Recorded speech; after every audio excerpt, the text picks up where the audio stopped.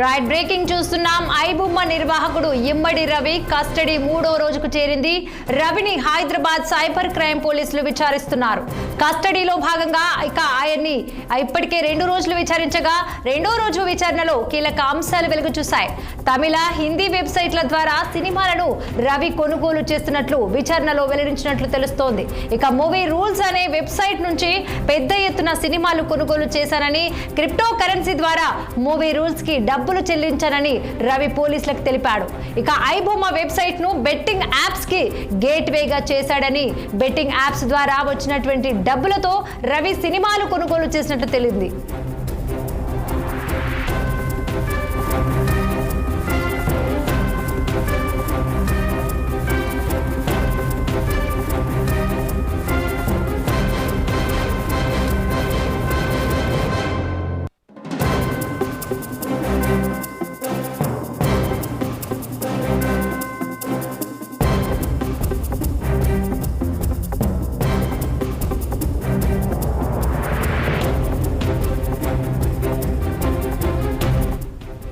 Viewers పెంచుకోవటానికి quality content ని post చేస్తూ Caribbean దీవుల్లో ప్రత్యేకంగా ఆఫీస్ ఏర్పాటు చేసినట్లు హైదరాబాద్ సైబర్ క్రైమ్ పోలీసులు గుర్తించారు.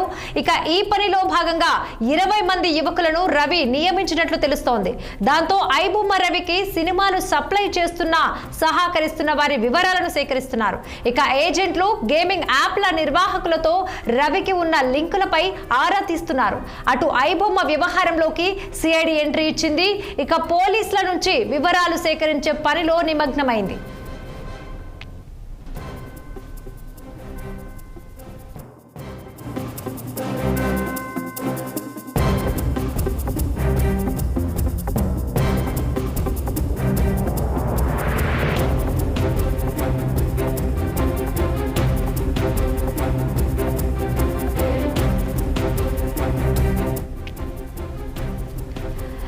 ఐబొమ్మ నిర్వాహకుడు ఇమ్మడి రవి కస్టడీకి 3వ రోజుకు చేరుకుంది.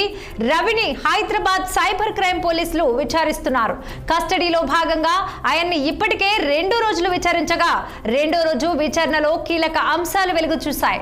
తమిళ, హిందీ వెబ్సైట్ల ద్వారా సినిమాలను రవి కొనుగోలు చేస్తున్నట్లు విచారణలో వెల్లడించినట్లు తెలుస్తోంది. మూవీ రూల్స్ అనే వెబ్సైట్ నుంచి పెద్ద ఎత్తున సినిమాలు కొనుగోలు చేశానని, అలాగే క్రిప్టో కరెన్సీ ద్వారా మూవీ రూల్స్ కి డబ్బులు చెల్లించానని రవి పోలీసులకు తెలిపాడు. ఐబొమ్మ వెబ్సైట్ ను బెట్టింగ్ యాప్స్ కి గేట్ వేగా చేశాడని, అలాగే బెట్టింగ్ యాప్స్ ద్వారా వచ్చిన డబ్బులతో రవి సినిమాలు కొనుగోలు చేసినట్లు తేలింది.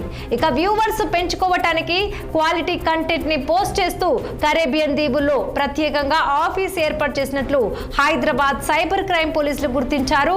అలాగే ఈ పనిలో భాగంగా 20 మంది యువకులను రవి నియమించినట్టు తెలుస్తోంది. దీంతో ఐబొమ్మ రవికి సినిమాలు సప్లై సహకరిస్తున్న వారి వివరాలను సేకరిస్తున్నారు పోలీసులు. అలాగే ఏజెంట్లు, గేమింగ్ యాప్ల నిర్వాహకులతో రవికి ఉన్న లింకులపై ఆరా తీస్తున్నారు. అటు ఐబొమ్మ వ్యవహారంలోకి సిఐడి ఎంట్రీ ఇచ్చింది. అలాగే పోలీసుల నుంచి వివరాలు సేకరించే పనిలో నిమగ్నమైంది.